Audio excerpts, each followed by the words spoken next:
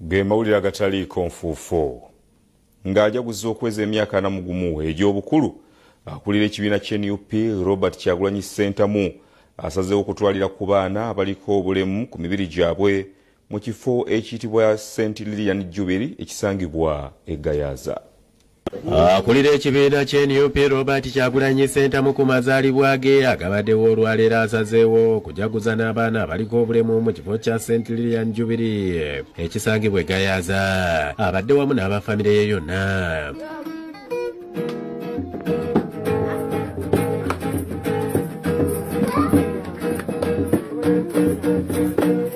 Njagala obuto kyokasi bwagala nnyo. Kyagulanyi agabidde abaana bano ebirabo mu byabawadde mubaddemu emifaliso, sukaali, omuceere, butto, amasuuka n'ebintu ebirala. Asabye abazadde bulijjo okwagala abaana baabwe abaliko obulemu ku mibiri gyabwe. Abaana babaagale babeera special, tebaba just na bulemu wabula obusobozi bwabwe buba mu ngeri ndala nnyo, era bw'oba ofumikiriza n'obunoonya osobola okukizuula nti ne bano abaana Nabo bali talented differently. Sister Miriam Immaculate akulira ekifo kino ne Sister Anna Bena n'amatovu beebaziza Kyagulanyi ne famire ye olw'obuyambi. Tukwetaaga kanaani ayinza okugumirawo nga bw'otulaba bw'oti nebuyafaanana naye gwe n'otuwakaddeko among the people and it shows us in the young folk. Kubanga emifaso gye twasooka okusulako emirundi gwe wagituwa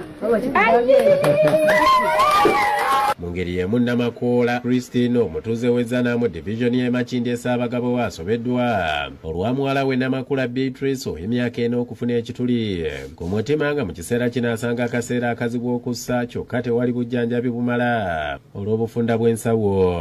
Yali mulungi nnyo nga si munafu ng'alina amaanyi ge ng'omwana bwe yandibadde, naye abadde n'ekizibu ky'okussa nga tasobola kutambula kuva wano na wali. N'addukidde ku kitebe kyaffe wano mu industrial area ng'agamba nti muwala we yamuzaala talina wamuluma wabula waayita akaseera omwana n'atandika okufuna obuzibu mu kussa, ekintu ekyamuwaliriza okumutwala mu ddwaliro ng'eno omusawo gye akamutemera nti omwana alina ekituli ku mutima. Kati ne tubeerawo omwana ng'ali ku ddagala era atumiza eddagala okuviira mu mwezi ogw'omukaaga. Essaawa eno abadde amujjanjabira mu ddwaliro e Mulago wabula abasawo bamutegeezezza ng'omukka omwana gwassa we gukendedde era yeetaaga okulongoosebwa bunnambiro. Abasawo nabo batuusizza ekiseera ne baggwamu amaanyi, omwana oxygen we alimu 35.